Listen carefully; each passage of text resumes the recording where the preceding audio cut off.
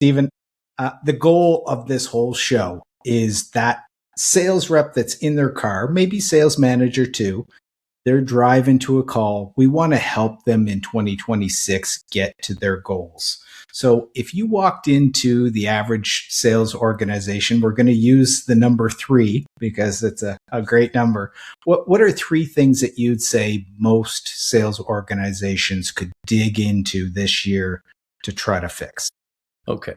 So, Daniel, I'm going to come from the perspective of where my expertise is. Yes. So I'm not telling sales leaders what to do. But number 1, coaching, being out in the field observing, not coaching on Zoom or not coaching from their CRM, but being in the field, seeing what's going on. There are no, we have the Leafs in Toronto, and even though they're crappy, the manager still doesn't sit in the dressing room to coach. He's behind the bench. You have to be there observing to see what's going on. Number 1.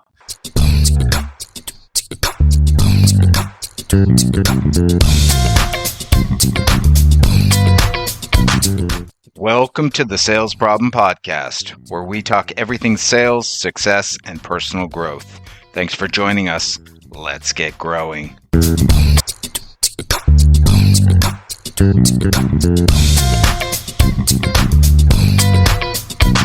Welcome back to the Sales Problem Podcast. This is season 5, episode number 2, and here is what we're going to give you today. Are you focused? Do you have standards in place? Do you have systems in place? Well, today we talk about what happens when a lack of clear focus stands in the way of your results and how to break through all that noise so you can grow your sales. Our guest today, Stephen Rosen, will be dropping insights to help you become a stronger and more focused sales leader. I'm your host, Daniel Burns, and this is the podcast that looks to shift you from sales problem to sales opportunity. I want to help you grow your sales and at the same time, help you grow yourself. So I bring on all the best guests from all over the world so that as you're driving to your next sales call, you get lessons, you get insights from thought leaders and industry champions, all for the goal of helping you create a better version of yourself. And as always on the podcast, I like to give a shout out, a little bit of love to our podcast partners. Today, in my Sales Problem Podcast mug, as always, I'm drinking a little bit of Crank It Up. So Crank It Up is a nice dark blend. Love to start my day with a Neil Brothers coffee. They've got a great lineup, light blends, dark blends, espresso. So if you want to try some Crank It Up before you get on the road, throw that in your cup. And as always, a MamaT's protein cookie. I smashed one of these before I got on the air, so I'm full of carbs. I'm full of protein. And now here's the little hack I want to give you. Okay, you're out there on the road, you're selling, you're going to see a drive-through. You're going to want to go through the drive-through, grab a delicious muffin, something sweet to keep you going. Do this instead. Try a MamaT's protein cookie. You're going to get 21 grams of protein in this cookie. It's like shoving a chicken breast inside that muffin, and you're not going to get the late day crash. So that's my pitch for MamaT's. As always, we're going to link in the show notes to those 2 great partners. If you want to support the show, type in the Sales Problem 15. You're going to get 15% off both of those. They're going to get shipped straight to your door. Couldn't make it any easier. And that, my friends, is the business. Let's get to the focus of our podcast. I'm thirsty now. Our guest is hungry. He needs some caffeine. He needs some protein. Got both of them, but almost done. We've got Stephen Rosen on the pod today. And let me just tell you a little bit of Stephen's background. Stephen Rosen is a sales leadership advisor and executive coach who works with CROs and VPs of sales to strengthen leadership discipline and execution consistency. With more than 30 years of sales leadership, he focuses on one principle. Performance does not break because people stop caring. It breaks when standards stop holding. Can't wait to dig into that. Stephen works with executive teams to install coaching infrastructure, enforce leadership standards, and protect forecast integrity under pressure. And he's also the author of a new book, which I'm excited to dive into with him, called Focused: The Leadership Discipline That Protects Performance from Distraction. Stephen, it's taken a while, but we finally got you on the Sales Problem Podcast. Are you ready to help solve the sales problem? Timing couldn't be better. And I've got some, I've been, teasing about a late bloomer, but it's taken me a while to put this book together. It's been in the works for, I think, 25 years now. And it's finally here. And I'm excited, and we're getting some great feedback from sales leaders at all levels in organizations. Well, I dove into it and it was speaking to me right away. So we're going to get into that, but I have to lead off, Stephen, with the question that started the show, which is, how do we help salespeople get growth year over year? That was the sales problem we started with, but always interested to know from my guests, what do you think is the biggest sales problem that's facing either teams or individual salespeople today? So I'm going to be a little bit self-centered around the stuff that I care about most. And to me, the biggest leverage point or multiplier is having sales managers coaching and developing their people. Not training, but coaching and developing. And most managers shy away from that, or they get busy and they don't do it. And the biggest way to, if you're a sales rep, be open to your manager coaching. All the top, I was going to mention Tiger Woods, but it's probably not a good person to mention right now. But in recent news, all the great athletes have coaches. So all the great salespeople are open to coaching. It's the ones that maybe are not so great who are not open, and then managers back off. So if you want to grow your sales, have a partner. Have someone give you feedback. Have someone ask you questions to help you grow and develop. And to me, that's the biggest leveraging point you can have as a sales rep and as a manager. If you can do a good job doing that, then you're a star. I love it. I mean, I'm into coaching, Stephen, so you're talking my language. I got to ask you, why is it that you think when you've got somebody as a resource that wants to provide coaching, wants to help people grow, why would a sales rep say, you know what, not too sure about that? What do you think are the biggest obstacles that get in the way with that? Well, that's a great question, Daniel. Now you're a young-looking guy, and I'm sure you have some tenured reps who may have been with the organization for maybe 20, maybe 25 years. And they've gone through, I don't know, you have that. So I do. Yeah. It's indicative of most sales organizations. And a lot of people just don't want to be given advice or want to improve. They know what they're doing, and they want to be left alone. And that's a big mistake, because the world is changing so quickly.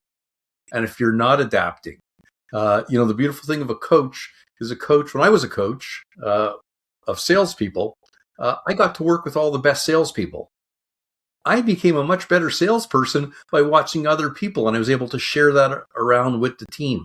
So there's many benefits to having a coach. Why some people are resistant, which is the question. Sometimes people don't want to show that they don't know, right? And there's a fear, and you don't want coaching to be. You want people to be open when you coach. Where are you having challenges? Are there fears? What's going on? Why didn't you ask this doctor or this customer that question? So coaches are there to help you think. They're not there to tell you what to do. So sometimes it's the rep is just not open. And sometimes managers think that coaching is telling. Oh, yeah.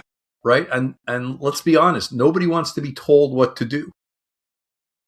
So if you're coming out as a coach and you think, oh, I know better, I've been a rep and I'm going to teach this person how to sell better, that's the wrong approach. So it's a combination of things that certainly prevent great coaching from happening. All the studies clearly indicate that being coached more often with a highly effective coach has a major impact on sales of the sales team and each of the members of that team. So why wouldn't you want someone there to provide some insights? I love it. What came up for me, Stephen, was around fear, but also kind of vulnerability. Like, I don't want somebody to see me make a mistake. And if they do, that can be used against me. Or what if I say something that is, admitting that my performance isn't great, or I dropped the ball over here? I'd rather kind of keep all that hidden than have somebody see it and actually get better because they did see it. And I think that takes a level of vulnerability that maybe some people just have not gotten accustomed to. Is that somewhere in the mix? Yes. I mean, I come from maybe a different angle, because one of the things for new managers I always talk about, the foundation for coaching is trust. Trust, yeah. So there has to be a high level of trust between the individuals that, hey, I'm not here to critique you. I'm not here to make you feel bad. I'm here to help you grow. And I'm not going to tell you what to do. I'm going to get you to think differently. So some of those barriers need to be removed. I have a great article which talks about why new sales managers fail. It's written a while ago, but it talks about trust being the foundation for success. And as a manager, most new managers want to jump in and show what they know. And I had a good buddy of mine, Luigi Baradelli, used to say, nobody cares what you know until they know you care. Yeah. Now, I Googled that, and actually it was Winston Churchill that said it, but I always attribute it to Luigi because he was the first one to tell it to me. But it's a good quote. Which one is more famous? Well, yeah. In my little world, it was Lou, but anyways, hopefully either way, both are memorable. So yes.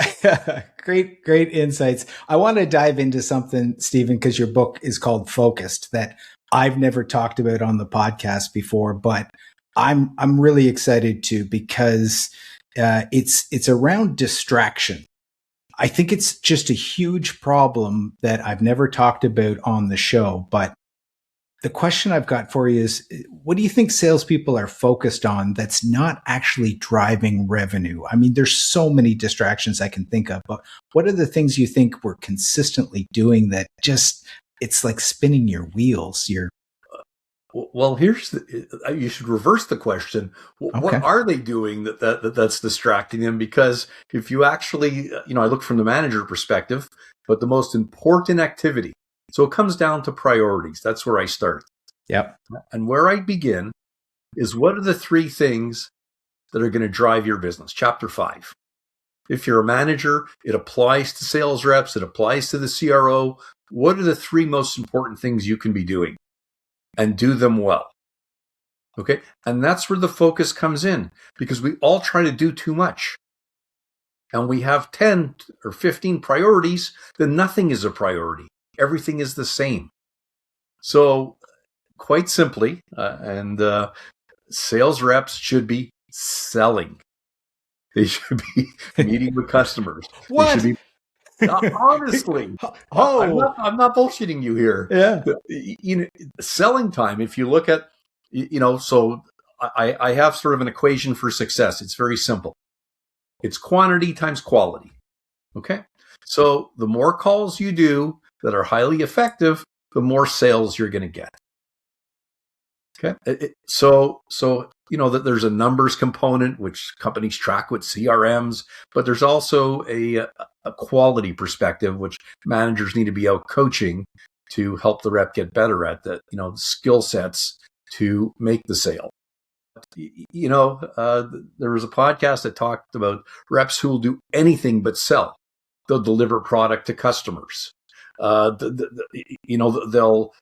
go out for a birthday party or for a customer, or they'll do X. They'll find any reason not to sell.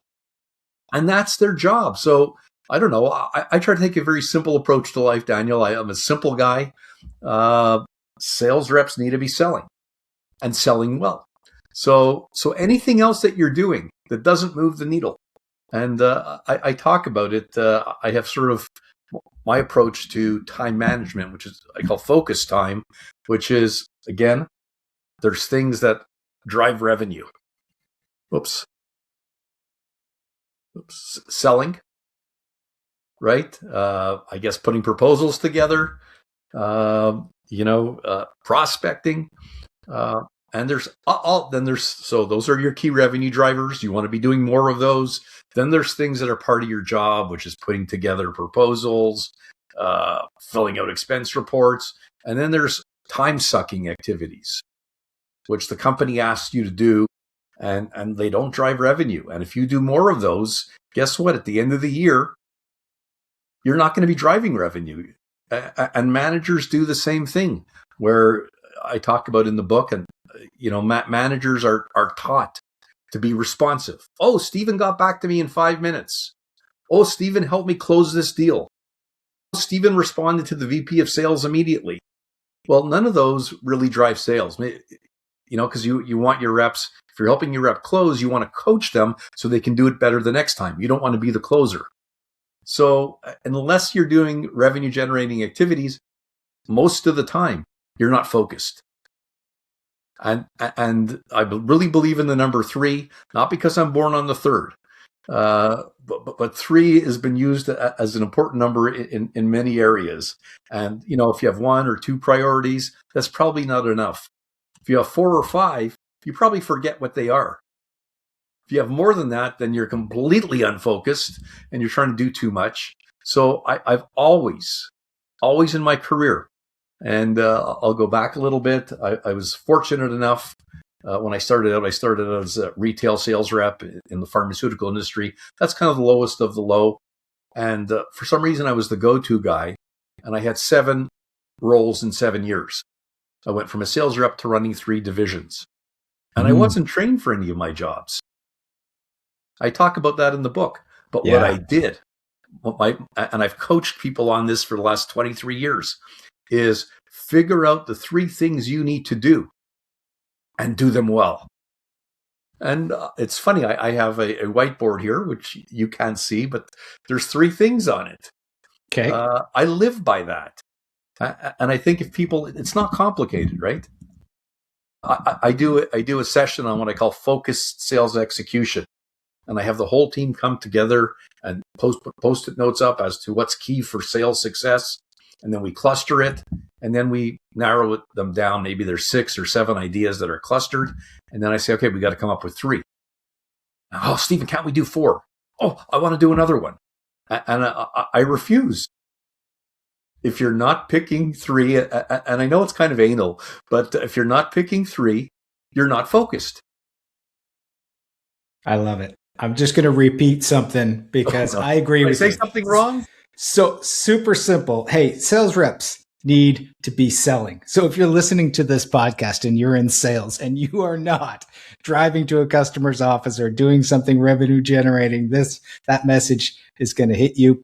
Press pause and dig into exactly what you need to do. It actually kind of triggered, Stephen, a course that I took.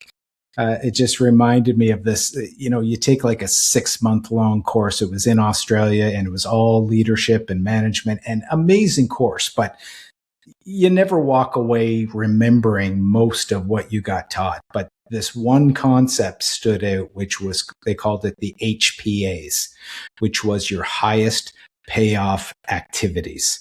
And they said, every rep is a little bit different, and every territory and every company, depending on the product mix, you have to identify what's actually moving the needle and bringing those sales through your door, and how much of your time is actually spent on just 3 activities. So what are they? And audit your day so that you know you're doing them. And that stuck with me. And I think that's along the lines of what you're saying. If you're not selling and you're doing everything else, which, hey, I've been guilty of too, a few too many coffee breaks or a few too many, Some Customer people, care visits. yes, we're servicing, and I'm not saying it's bad, but it's all a question of where are you spending your time. And, Daniel, I don't work with sales reps because there's people who are much smarter than I am at selling. But I work with managers, and I believe they're the leverage point for success in organizations. And if they're not coaching, then what are they doing? That is their job, is to develop their people to be better. And if they're busy looking at CRM reports and filling out reports, then they're not doing their job. And many of them have complained, "Oh, Stephen, I have too many emails." Right? I mean, we all have too many emails, and reps sometimes it's going to be an email day today. I'm going to catch up on all my emails, and if you're spending so much time on your emails and you're not making your calls or coaching, at the end of the year, nobody cares. They're going to look at your results. So I call them revenue generating activities. Is it HPAs? HPAs, yeah. Yeah. It's the same concept. I can't say that I developed it, but I believe in it. I'm so glad you went there, because I was going to go into emails, because the first thing when I thought about distractions is the emails, and that most of the time it's really not what brings things through the door in terms of, closed deals, but it is such a profound weight on so many people within the company. And I like that you bring light to the expectations are response time, and that you are getting to the bottom of your inbox and everybody gets responded to.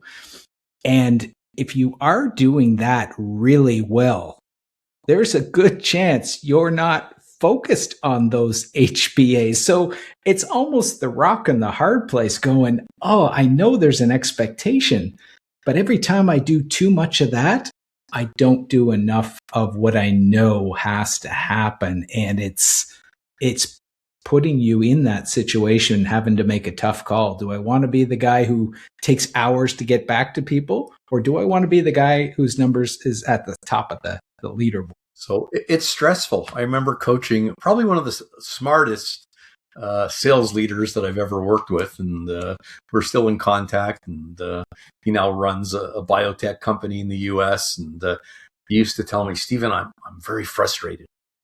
I think, "What are you frustrated about? You're having really good success." "I can't keep up with my emails."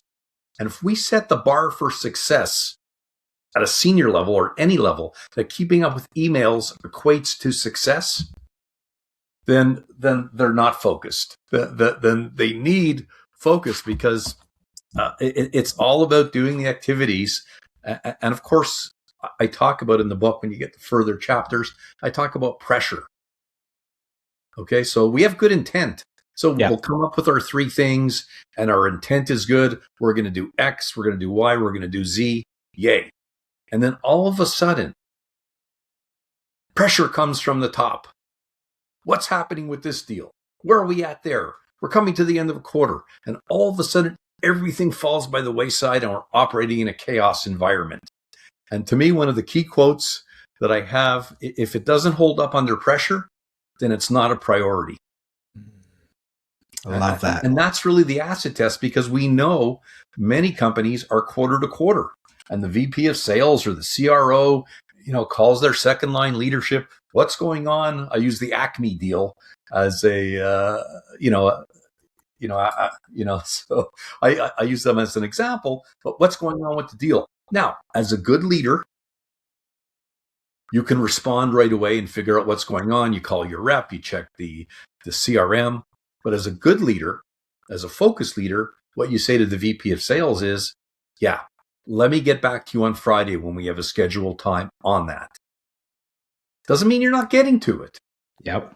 But you're protecting the time you have, assuming that you're going to do something more important than look up what's going on with the deal that you're going to talk about anyways at the end of the week. So some of it is, we have to say no. If we want to be focused, it means being uncomfortable. It means at times not being as responsive as people expect. And at times it means saying, no, I won't come in on this deal because you're not well prepared. Oh, I love so most that. people avoid that, right? They don't want to have those discussions. But once you start setting the expectations, then you change the game. Otherwise, your reps are caught, as a leader, they're calling you, Stephen, come help me close this deal. And you're not really helping them in the long term. You're helping them in the short term, and you're spending your time on tasks that don't help develop your people for growth. And that's what your podcast is all about. I just want listeners to rewind that last couple minutes and just let that play out again and let it really sink in, because that is brilliant insight. Stephen, the goal of this whole show is that sales rep that's in their car, maybe sales manager too, they're driving to a call. We want to help them in 2026 get to their goals. So if you walked into the average sales organization, we're going to use the number 3 because it's a great number. What are 3 things that you'd say most sales organizations could dig into this year to try to fix? Okay. So, Daniel, I'm going to come from the perspective of where my expertise is. Yes. So I'm not telling sales leaders what to do. But number 1, coaching, being out in the field, observing, not coaching on Zoom or not coaching from their CRM, but being in the field, seeing what's going on. There are no, we have the Leafs in Toronto, and even though they're crappy, the manager still doesn't sit in the dressing room to coach. He's behind the bench. You have to be there observing to see what's going on. Number 1. Number 2, accountability. Okay, so you want to hold people accountable to the things they say they're going to do. So we have accountability meetings once every 2 weeks, once a month. But if you don't follow through on that, then guess what? Accountability fades. Whatever priorities you have in place fade or drift or leak, whatever. I use various expressions in the book. And the third one to me, so again, it's me. It could be different, as you said, is execution. Are we executing at a high level? Are the things that we've said we're going to do happening? So let's say you're the second line leader. Are your managers coaching? Are you inspecting that? Are they having accountability meetings? Are they developing their reps? It's not just that they have good intent. There's an enforcement component to those 3 things. And I know everybody gets, this book is not to make you feel comfortable and happy. This book is to give you a slap on the side of the head and say, hey, the system's not helping you. It's not because you lack talent. It's not because you don't care. It's because the system is rewarding the wrong things. Responsiveness, being busy, answering questions, I guess was responsiveness, but you're busy running around doing everything, but you're not doing what's critical. And you're rewarded for that. Hey, Stephen's a great guy. He just got back to me on this almost immediately. He's so fast. As that hits home. So, Daniel, you're so there, quick, right? And at the bottom of the leaderboard. just wonderful. So you explain to your people. So tell me what issues you're having, and if that's okay, if I can turn it around a little bit, because I am a coach at hand, or at least at heart. The one thing that you just said that really stood out to me was the accountability meetings, because I think in coaching, that is a huge value people get out, is the accountability. I think they actually want it, because holding themselves by themselves when they've got no supervision and they're just kind of out there on the road and nobody's going to know if I actually did it or I didn't do it, but right. I know I want to do it. It's like going to the gym, right? Great intentions, but it just keeps, nobody's going to know I didn't walk through the door. So I think that is a key piece, and knowing that you're going into an accountability meeting, just that alone is going to prep you for, I better have something to talk about, or I better have some things to show. So in my book, I talk about performance, what I call proactive performance management. Okay. For leaders. And one of the things that is so critical Who do you report to, Daniel, in your organization? VP of sales, director of sales? I've got a branch manager as well, but it just keeps going up. Yep. Okay. So at the end of the day, I assume you have accountability meetings, maybe once a month or whatever the case may be. Do you come prepared, or does your boss come prepared? Or both? Usually both. Okay. Yeah. Okay. That's fair. Yeah. So my response is it's the rep's responsibility to come prepared and discuss where their shortfalls are, where their gains are, where their opportunities are. It's not the manager's role to do that. Because I want to know, as the manager, are you on top of your business? I don't want to spend time researching how you're doing, how's it going on the CRM, how many calls have you made? That's not my job.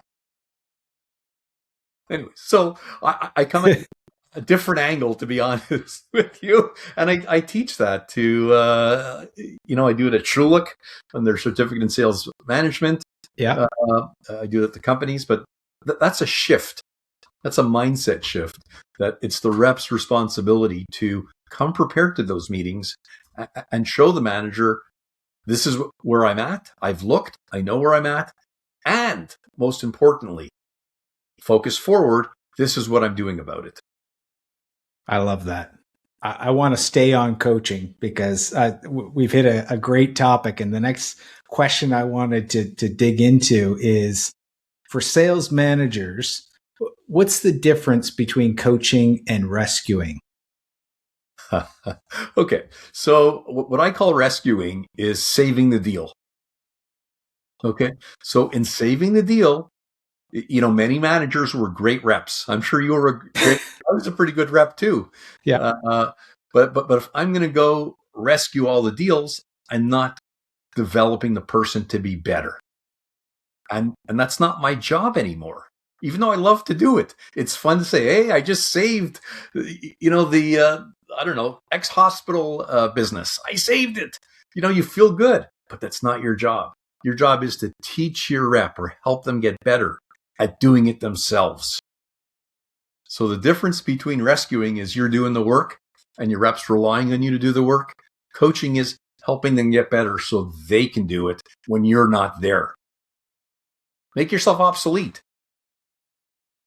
I love that. It's stepping in and taking over the deal. That's happened so many times because coaching is going to be a bigger time investment. And when you're under pressure and you've got all that, sometimes it's just that knee-jerk reaction of like, the house is on fire here. I'm going to jump in and grab the hose, and then the whole thing's over and you're left going, yeah, okay, but nobody really learned anything from that, right? And guess what? It happens again. Right? You're forced to do it again in 2 weeks. So I know the knee-jerk reaction is to go in. You're right. There's a fire. It's a great sort of example. You want to put out the fire. You don't want to cause any more damage.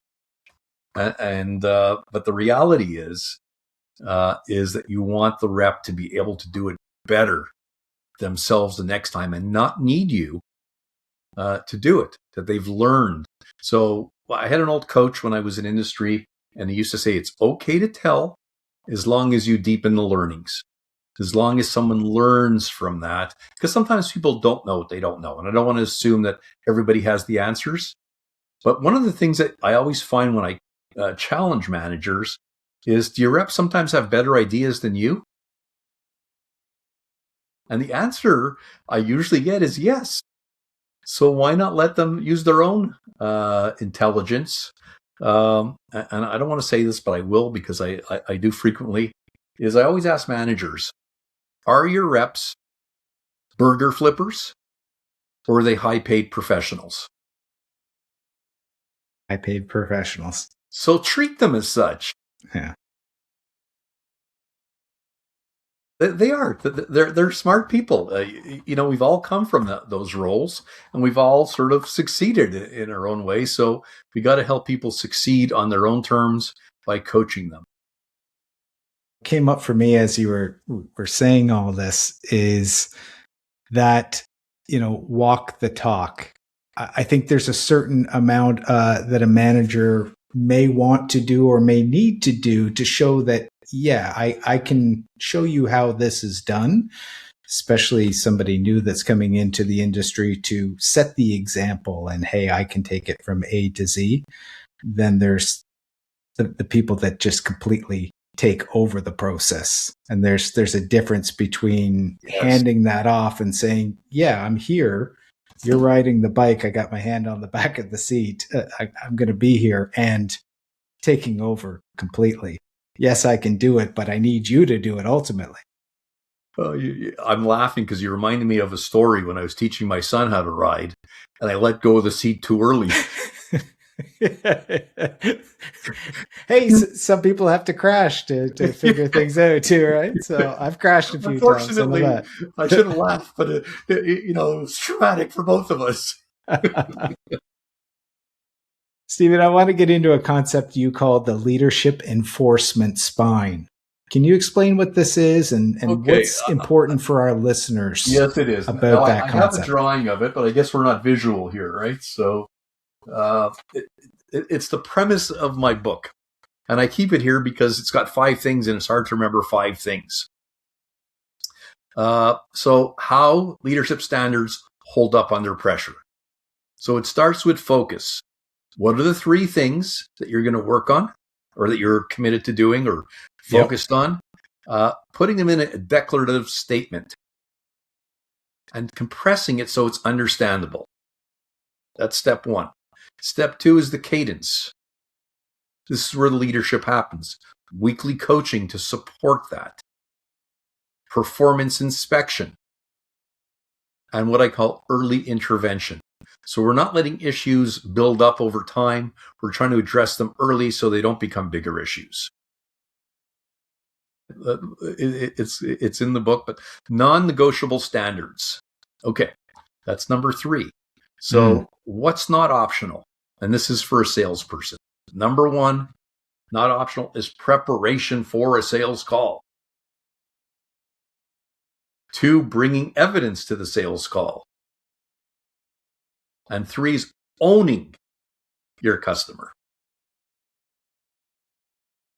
How do you define evidence? Is that social proof? Is that testimonies? Is that, hey, let me show you this product perform? Yep. ROI analysis, demo, all of the above, that it works and that you're evidence-based selling. Right. And certainly in pharma or in equipment, that's important. Yep. Number 4 is enforcement. Okay. Enforcing the key principles. Coaching stays even under pressure.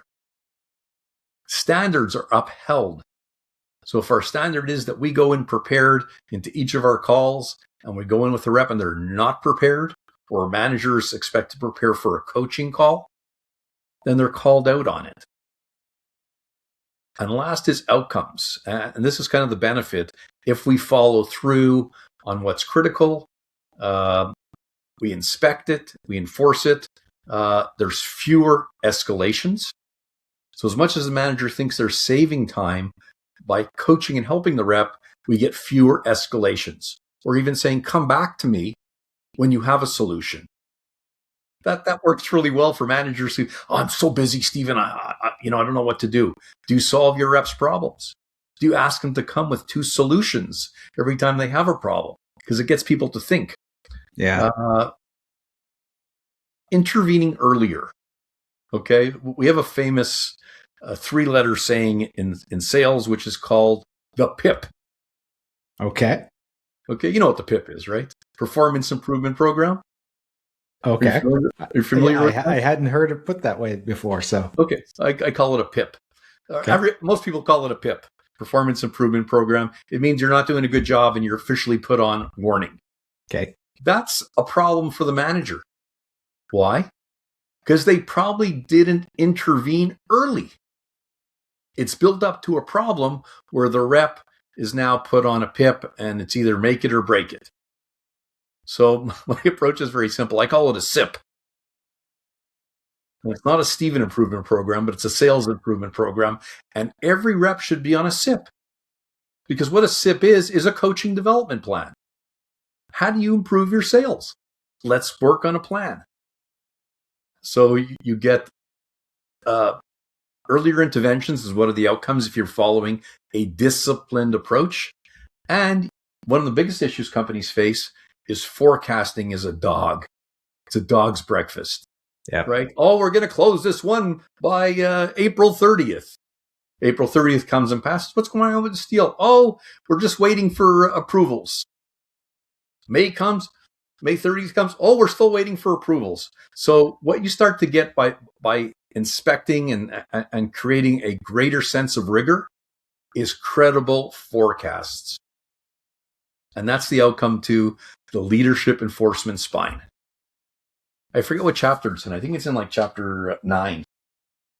And I have a little diagram of how that works, which I was cheating by looking at because there's lots of stuff there, but it's good thinking. What popped up for me on the forecast, you just reminded me of a little story. I had a sales rep, and every year we go through, who are big piece of equipment. I mean, it's the one that's going to bring in all the dough. And the same office 5 years in a row, number one on the list. And I would just have a little laugh going, again, still there. And what's funny is I think that office got closed as soon as I left and went to Australia. I think they finally closed the deal. Maybe they were just waiting for me to close the deal. Okay, I thought the office closed down because the doctor retired or something. No, they finally closed the deal when I left. So, it was your persistence in holding them accountable. That's right. I wanted to dig into one part of the leadership spine. I was thinking about feedback. I think that can be a challenge when you're out there and you're making calls and you want to give your rep feedback. Sometimes I think that's a challenge because you're a little bit stuck between the relationship that you've got with that rep and you've got to maintain a good relationship, but also deliver some, hey, you know what? That wasn't so great.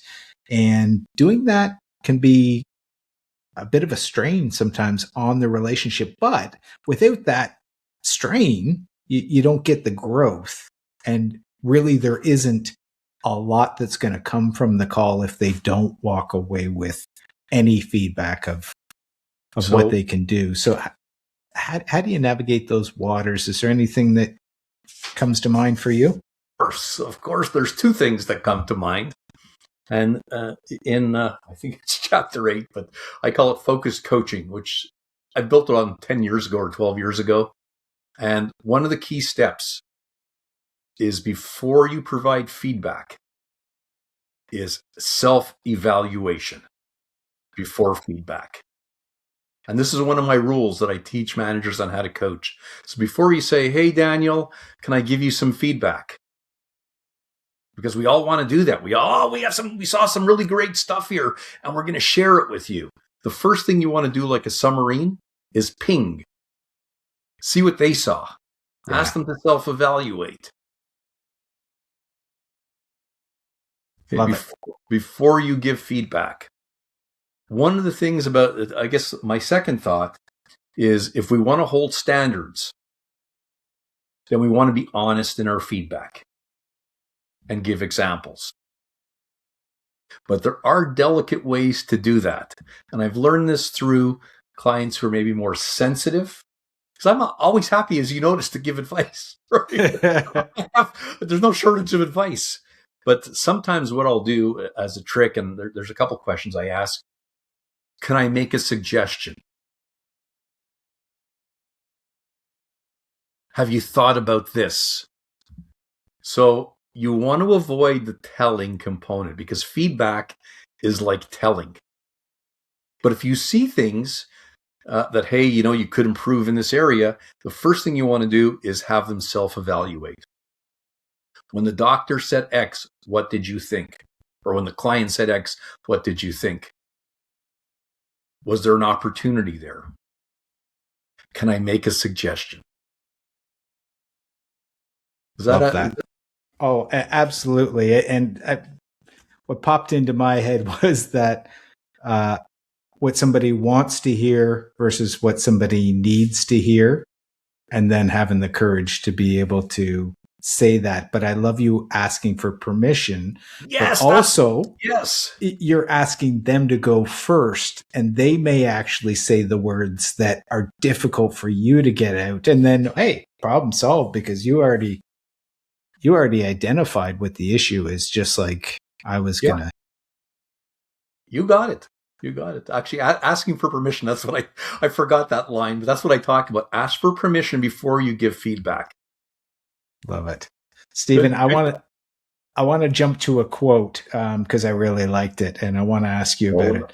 Yes. Leadership is measured by consistency, not intensity. So what should leaders be focused on so they can be more consistent? I love that quote, by the way. Well, intensity is about the pressure. Let's go. Let's get this, make it happen. The consistency is, these are the three things we're looking for. Number one is come prepared. Are you prepared for this call? Mm-hmm. Have you done your homework?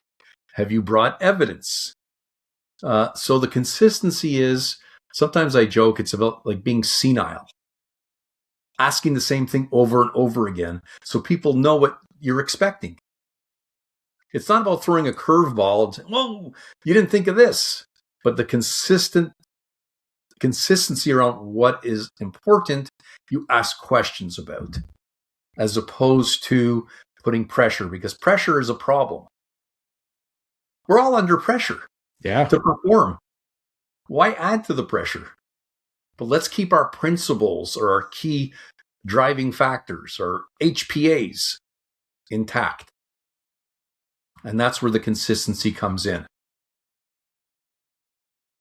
I like that.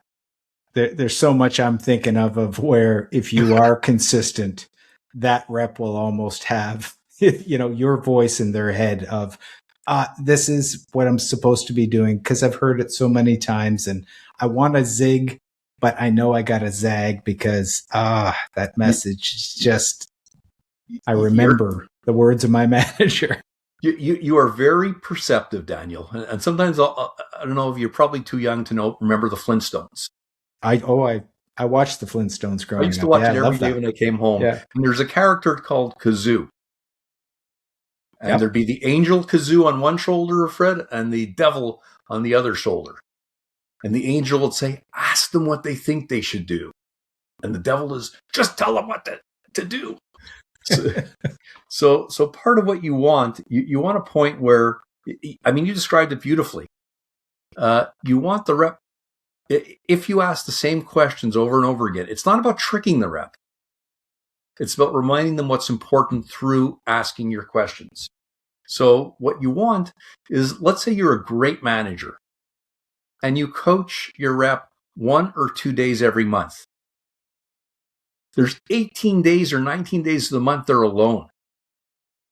And if you're a great coach, you're sitting on their shoulder, asking them the same questions. How did it go? What could I have done better? What's my next steps? So, you described it beautifully, that if you're not there, that they're asking themselves the same questions. That's called self-coaching. I've got an interesting question. I got to dive into this. It's one of those things where I think people look at it very differently. I don't think there's a right or a wrong. When we talk about coaching and we're talking about helping somebody become better in sales and giving them kind of the tools that they need, I think there's some managers that do believe there's also has to be a distance here between me and my sales rep. It's about the work. But in coaching, I think salespeople are all people. And I think sometimes stuff is happening in our lives, stuff's happening with us personally. And it's not that I'm not making the call because I don't know how to do the steps, or it's a tactic thing that I need to improve on. It's my life that's getting in the way. It's divorce, it's death in the family. It's all these things that affect us as people. Yeah. And I know some managers don't want to cross that line and get into, coaching people in a way that's looking at them personally. Do you think there's a spot for that in the workplace of helping people with things that are not sales or job related and supporting them in that way? Or is coaching really about getting the performance or getting the rep inside the company improved? There's just always seems to be this separation, and people. I think the best leaders absolutely will treat the person as a whole. I mean, at some point, yes. I mean, remember I said people don't care what you know until they know you care. Yeah, and caring great. And trust are critical factors for success as a leader. I mean, probably there's some point where there's a limit to that. Yeah. But I think if we don't treat people as a whole and we ignore what's going on in their world and we're not sensitive to that, we're doing a suboptimal job. Yeah, it's not what I talk about in Focused, but no, I had to go there just personally because it's a great question. I've had it asked a number of times, and I think, hey, you know what? You've got to look at the whole, and people have ups and downs in their lives. There's a lot happening below the surface. Sad times, and if we're not sensitive to that, then I don't think people are going to trust us or open up to us. I've got a two-parter for you here, Stephen. You're working me hard. I am. We're digging in here. So, what do you think is the biggest lie that salespeople believe about performance? What is it that you think people are saying? I'm going to believe the lie and I'm going to follow this, but are not getting results? It's a good question. I don't know. What's the biggest lie? I'm going to buy tomorrow. Yeah. Maybe they fool themselves that they're doing a great job. I don't know. Sometimes customers say, I used to sell contact lens care solutions or promote contact lens care solutions. Mm-hmm. There was 4 competitors, and sometimes the optometrist would say, I use all the products. I use your product in all the products. Well, I don't care about that. How much of my product do you use? 10%, 25%?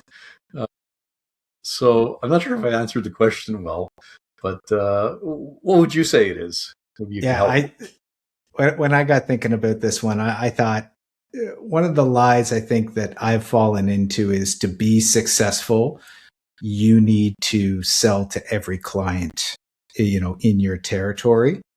When the truth always seems to be that 20% of the territory brings 80% of the results. And if you've got a company where you've got multiple products, selling more things to one customer is always easier than selling something new to a customer, especially when there's no cheese at the end of the tunnel. Sometimes you're like, God, I've banged on this door.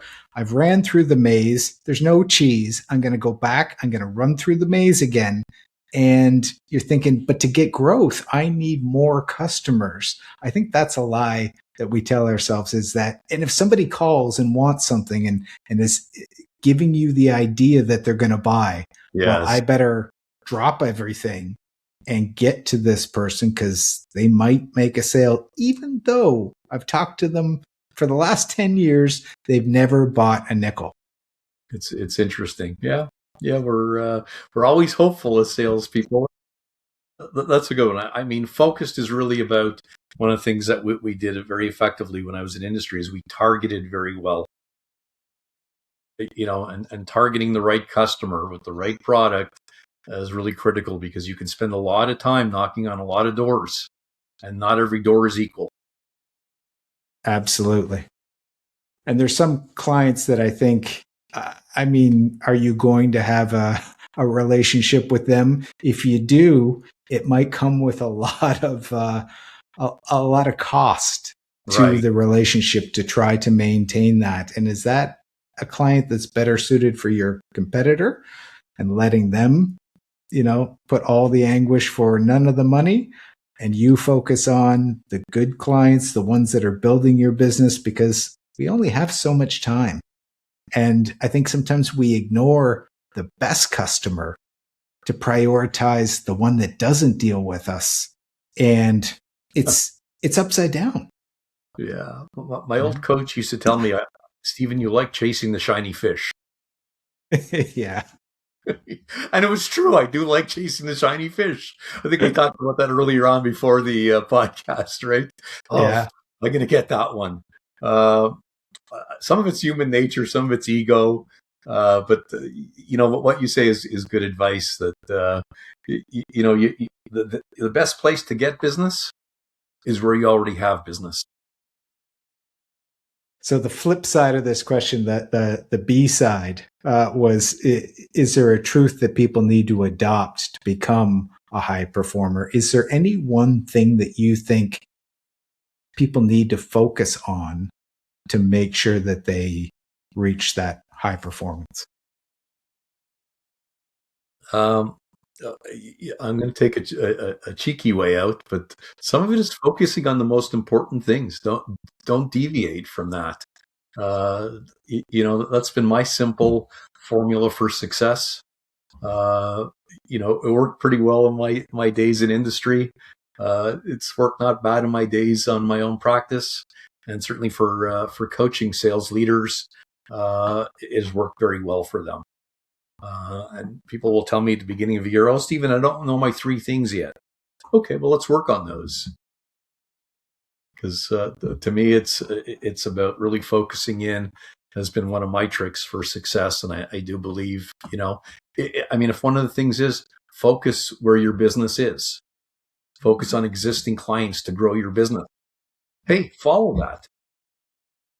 Develop 10 new clients, but be very clear on who you're targeting for that. Awesome. Stephen, you've dropped so many great insights throughout this podcast. I got to ask you, where can our listeners go to find out more about you? Get the book Focused. Listeners, is something that you have to read. Where can they find everything and reach you? So Focused is on Amazon. Okay. Both in a paperback and an ebook. There's audio coming out shortly. I was recording some of it earlier today. My website is www.starresults.com. You can find me on LinkedIn. Those are the 3 main places. If you go to my website, I have a landing page for my book, as well as some of the services that I offer to support implementation of the concepts that we talked about. Awesome. So listeners, I'm going to link all of those areas to find Stephen in the show notes. I'm going to make it easy for you just to click the link, go over to get the book, and get yourself focused. You got it. Stay focused. Stephen, so I'm going to end the show here with a great coaching question, because we've talked a lot about coaching, or at least one that I love and I love to ask people. I always try to end with, what's the one thing that you're walking away with today? And I want to tell you, I wrote down my one takeaway, the thing that stuck with me. If it doesn't hold up under pressure, it's not a priority. And I talk about that, and that's it's very true. And it's a good acid test to see what is truly important in organizations. Love it.